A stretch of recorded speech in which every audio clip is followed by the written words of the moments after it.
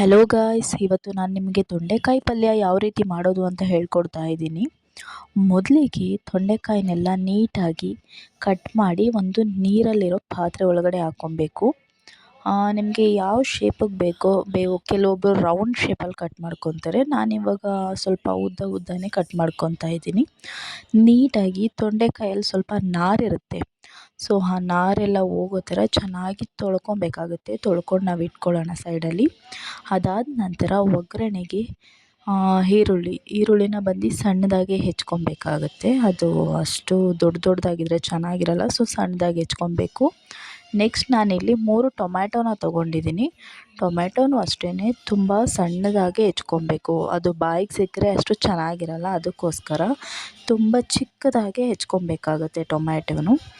ಅದಾದ ನಂತರ 4ರಿಂದ 5 ಹಸಿರು ಮೆಣಸಿನ್ಕಾಯಿನ ತೊಗೊಂಡಿದ್ದೀನಿ. ಅದನ್ನು ಕೂಡ ಹಾಗೇ ಉದ್ದುದಾನೆ ಹೆಚ್ಕೊಬೋದು. ಮತ್ತು ಒಂದು ಬಾಣಲಿನ ಇಟ್ಬಿಟ್ಟು ಆ ಬಾಣಲಿಗೆ ಸ್ವಲ್ಪ ಎಣ್ಣೆನ ಹಾಕ್ಕೊಳ್ಳೋಣ.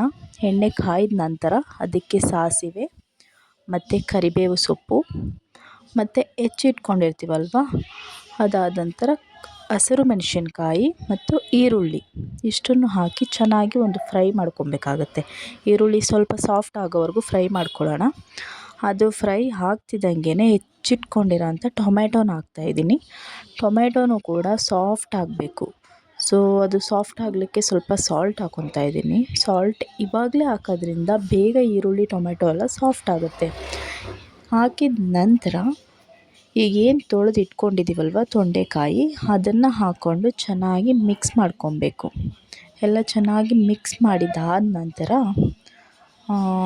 ಈಗಲೇ ಸ್ವಲ್ಪ ಆದಷ್ಟು ತೊಂಡೆಕಾಯಿ ಆಯಿಲಲ್ಲೇ ಫ್ರೈ ಆಗಬೇಕಾಗತ್ತೆ. ನೀರೇನು ಯೂಸ್ ಮಾಡಲ್ಲ ಇದಕ್ಕೆ. ಸೊ ಒಂದು ಪ್ಲೇಟ್ನ ಮುಚ್ಚಿ ಅದನ್ನು ಸೈಡಿಗೆ ಇಟ್ಬಿಡೋಣ, ಅದ್ರ ಪಾಡಿಗೆ ಅದು ಬೇಯ್ತಾ ಇರಲಿ. ಈ ಕಡೆ ಸಣ್ಣದಾಗಿ ತೆಂಗಿನಕಾಯಿನ ಹೆಚ್ಕೊತಾ ಇದ್ದೀನಿ. ಮತ್ತು ಒಂದು ಬಾಣಲಿಗೆ ಕಡಲೆಕಾಯಿ ಬೀಜ, ಶೇಂಗಾ ಬೀಜ ಬರುತ್ತಲ್ವ, ಅದನ್ನು ಚೆನ್ನಾಗಿ ಹುರ್ಕೊತಾ ಇದ್ದೀನಿ. ಚೆನ್ನಾಗಿ ಹುರ್ಕೊಬೇಕು. ಅದಕ್ಕೆ ಒಂದು 4ರಿಂದ 5 ಒಣಮೆಣ್ಸಿನ್ಕಾಯಿ ಮತ್ತು ಬೆಳ್ಳುಳ್ಳಿನ ಹಾಕ್ಕೊಂಡು ಹುರ್ಕೊತಾ ಇದ್ದೀನಿ.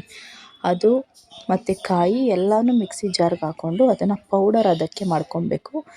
ಇದೇ ಈ ಪಲ್ಯಕ್ಕೆ ತುಂಬ ಟೇಸ್ಟ್ ಕೊಡೋದು. ಇದನ್ನು ಯಾರೂ ಮಿಸ್ ಮಾಡೋಕ್ಕೆ ಹೋಗಬೇಡಿ.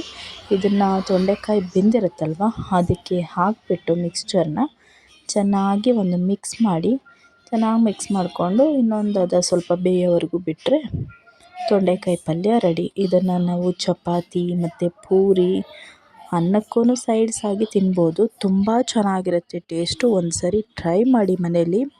ಪ್ಲೀಸ್ ಹೇಗೆ ಬಂತು ಅಂತ ನನಗೆ ಕಮೆಂಟ್ ಮಾಡಿ ತಿಳಿಸಿ. ಆ್ಯಂಡ್ ಪ್ಲೀಸ್ ಸಬ್ಸ್ಕ್ರೈಬ್ ಮಾಡಿ ಆ್ಯಂಡ್ ಬೆಲ್ ಐಕಾನ್ನ ಕ್ಲಿಕ್ ಮಾಡಿ ಒಂದು ಲೈಕ್ ಮಾಡಿ. Thank you.